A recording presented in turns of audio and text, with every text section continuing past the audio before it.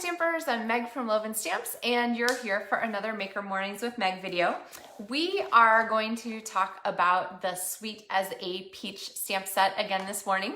And the project that I'm going to share with you is one that is really flexible. So I'm actually going to change it up a little bit. So on my last video for this stamp set, I showed you how to use the Soft Pastels whoa, I almost flung them. The Soft Pastels to add the color on our peaches. Where did my sample card go? And that is a really great technique. Oh, here's my card. So this is the last sweet peach. And you can see those super pretty peachy soft colors there. Gorgeous, right? So we're gonna change up a little bit because one of the things that I love about Sweet as a Peach is that it includes this sentiment to a sweet friend, which means you could honestly make this any sort of fruity element that you like. So I was trying to think about other kinds of fruit, cherries, plums, pluots. I don't know, what else grows on a tree with like different colored fruit of some kind? Anyway, lots of good possibilities. So I'm gonna grab, for today's project, I'm gonna grab our Poppy Parade stamp set. The other reason that I love this suite for flexibility is that it includes a lot of accents in the designer series paper that are balmy blue.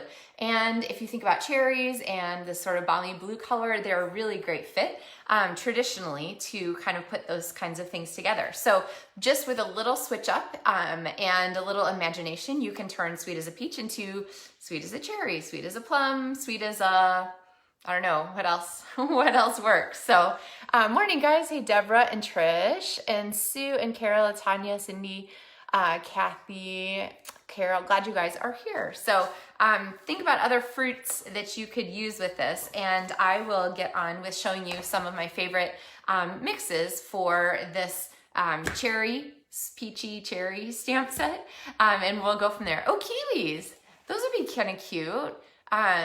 Especially if you could like get the inside of it somehow. I mean, they're just brown on the outside. But yeah, that's a fun one.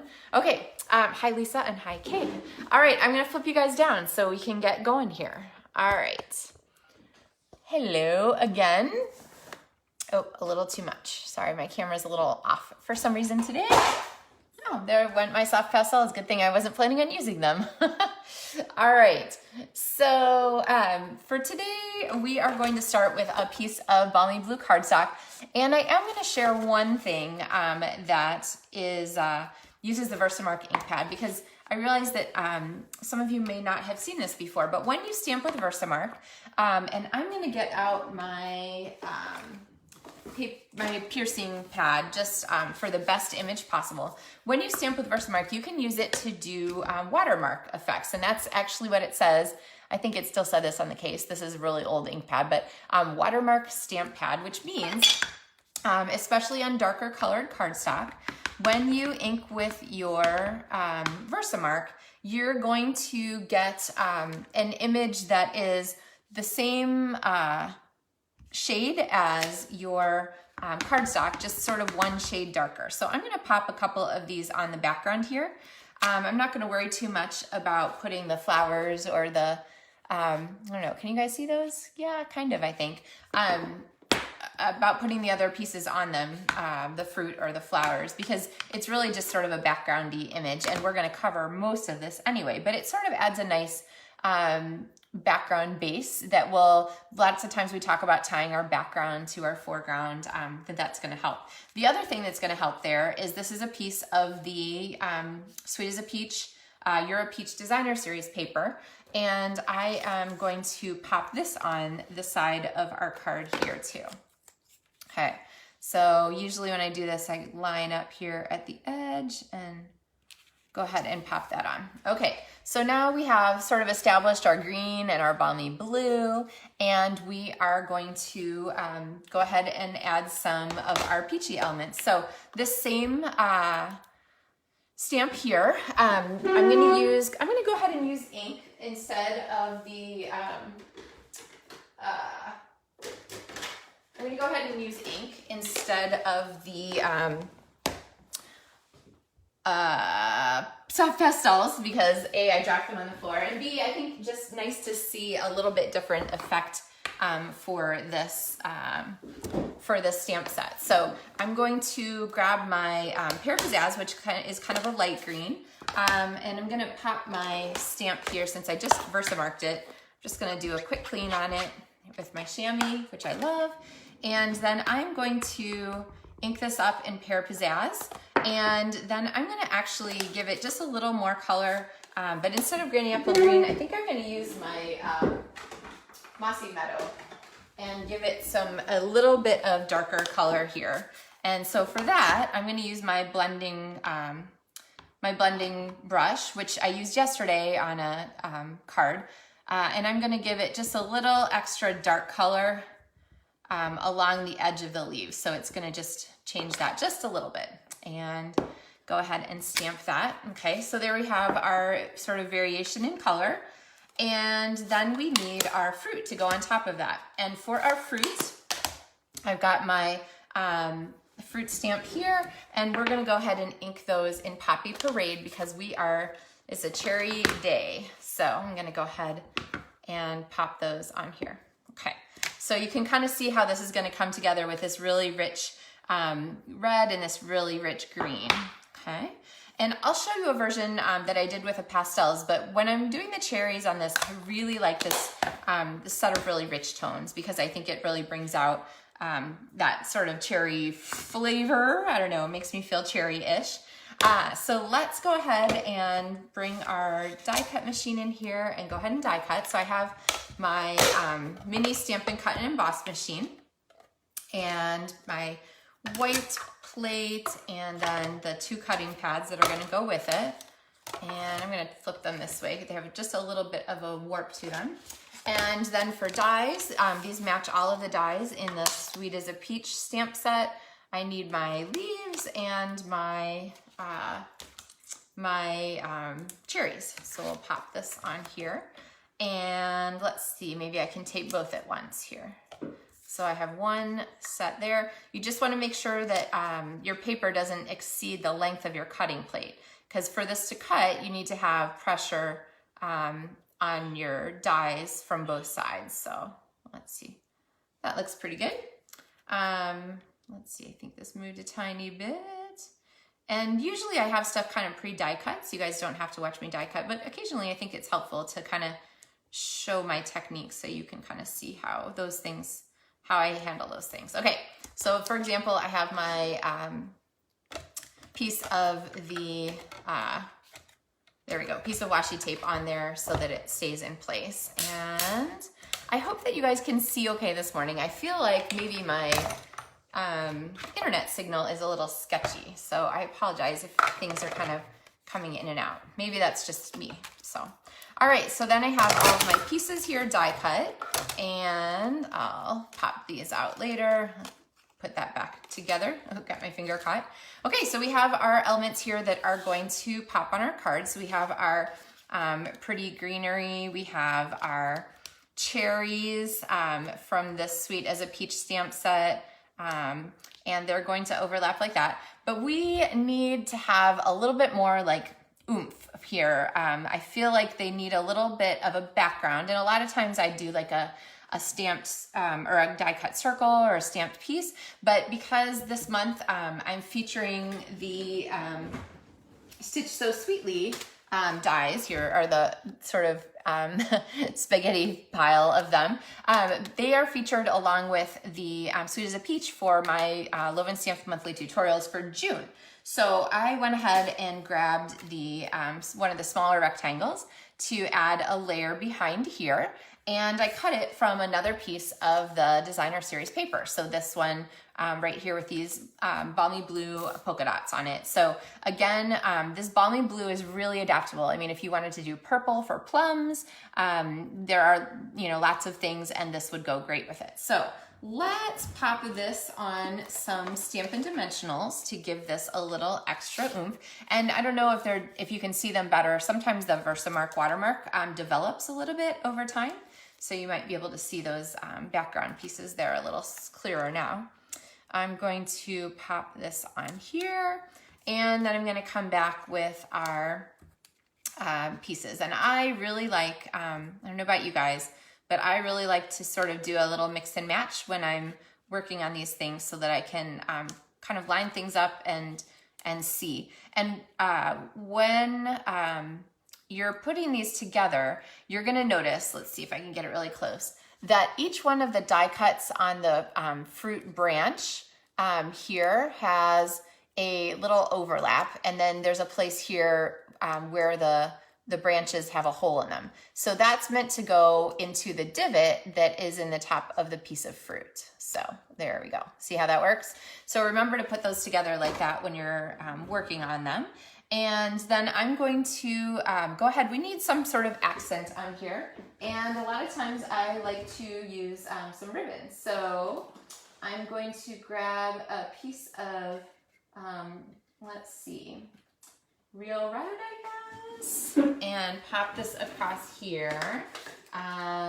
Checking really quickly here to see, yeah. So this real red double stitch satin ribbon is in the selections that are from the new annual book here. So lots of good possibilities there. And I'm gonna pop a bit of this just, I think, across here, just as a little accent. And you can kind of see how that adds a little bit of extra elegance to that. So, all right, take my snips and trim across the corner. Somebody asked me the other day if you can sharpen paper snips, and absolutely you can. My father-in-law is an amazing scissors sharpener, and he's sharpened many of my snips for me. The only trick with sharpening them is that when you have sharpened them, they won't quite, can you see, the tips won't quite meet after that because of the amount of material that's ground down. But it's worth it to sharpen your snips just because they make such fabulous ribbon cutting and so forth.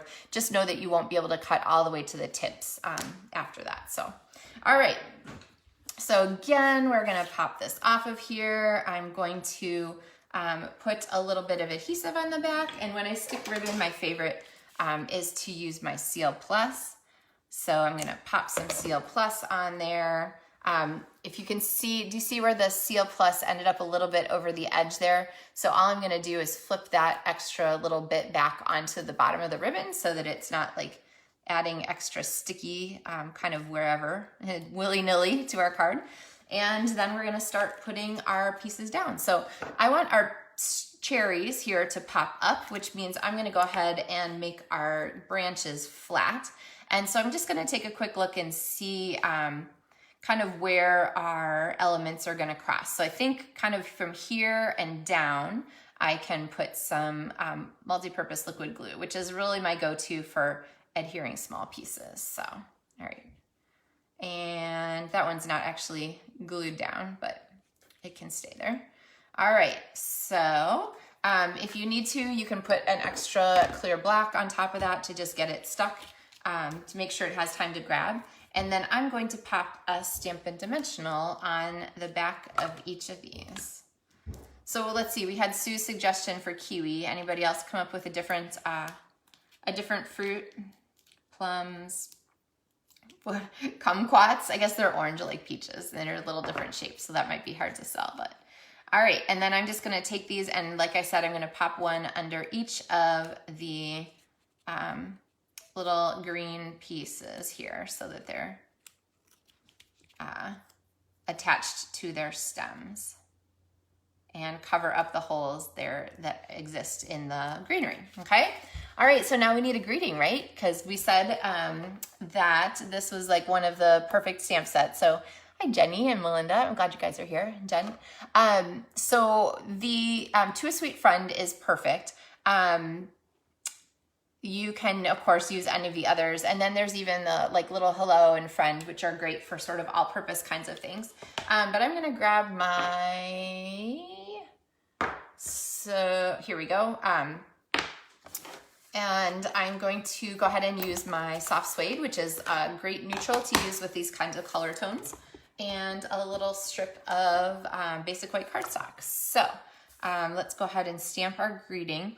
And I'm gonna pop it down to the very bottom edge. So I didn't center it top to bottom, which is kind of a style trick that you'll notice on different kinds of things.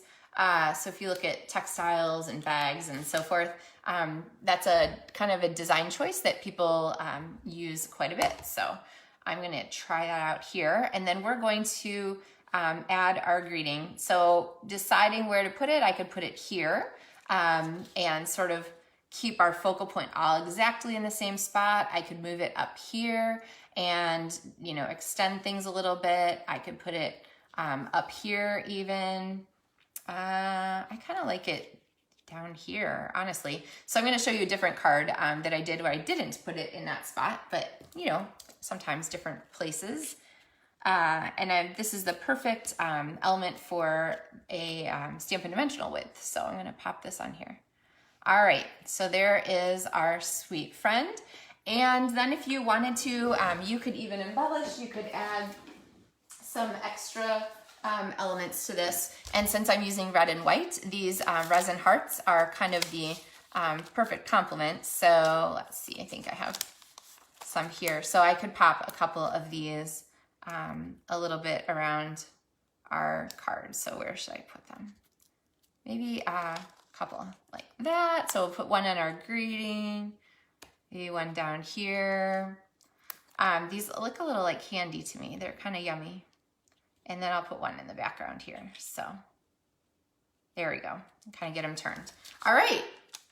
So a fun set of extra accents to go with our cherry card.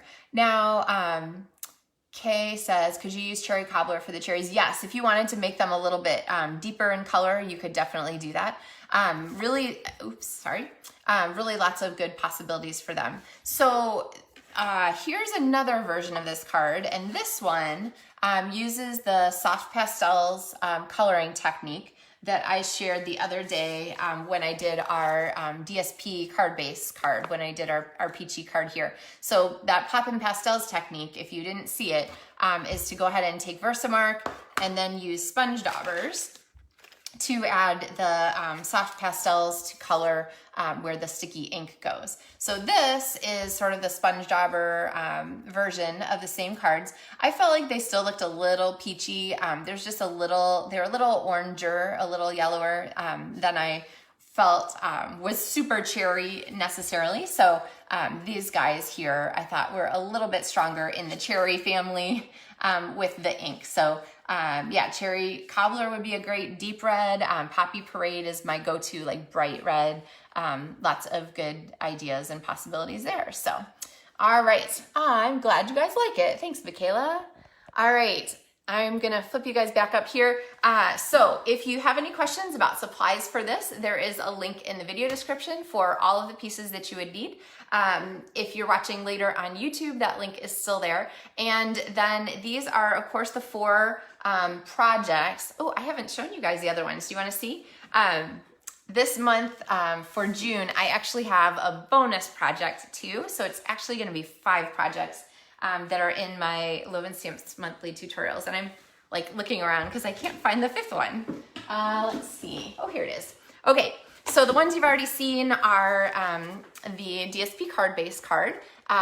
You saw today sort of this cherry version of the peaches. And the next one is a split front card, which is a technique that I shared when I did the puffins. So this guy here, and the DSP is split front because it opens like this. So you have a little bit of extra interest on this front there. And then the last of the 4 cards is this really pretty one with all these elegant little flowers, which are included in the die set. So I'm going to teach you how to do those last 2, as well as bonus project number 5, which is one of these little jam jars. And I don't have my jam in here yet. I will, but I'm going to give you some tips for making these cute little toppers for these jars, which of course you could do for any kind of theme or season, but I love the way the peach turned out and the peach paper. So those tutorials will be available here on Facebook, on YouTube, on my blog, but also as a PDF as my thank you for placing any size order in my store this month. And so you'll get the printed or printable PDF directions for those, as well as a kit for 2 of the cards if you have an order this month that's $50 or more. So I love sending those card kits out. I know a lot of people really enjoy getting them. And the nice thing about them is that everything is all cut and ready to go. You just need to have your own stamps and inks, or in this case, stamps and pastels. But you guys have seen you could use inks in place of the pastels if you really want to.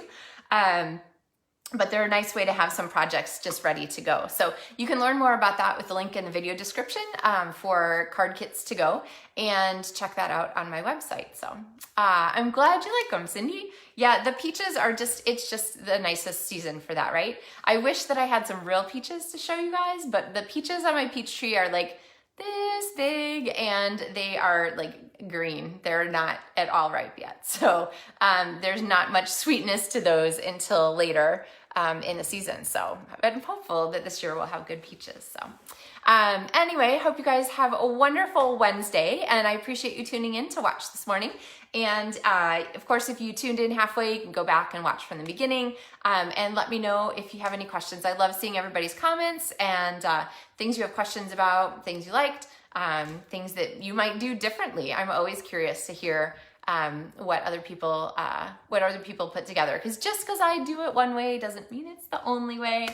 There's lots of ways to accomplish similar things. So all right, I'll be back on Friday with another Maker Mornings with Meg. I think on Friday we are going to feature another retiring stamp set from the retiring, I don't know where mine is. Oh, here. From the Retiring Mini Catalog. Don't forget to check the list for this. It's available on my website with the retiring items and the retiring things that are at a really great discount. I think there's a bunch of things up to 50%, including a lot of dies. So have a great day, and I look forward to seeing you guys on Friday. Happy stamping!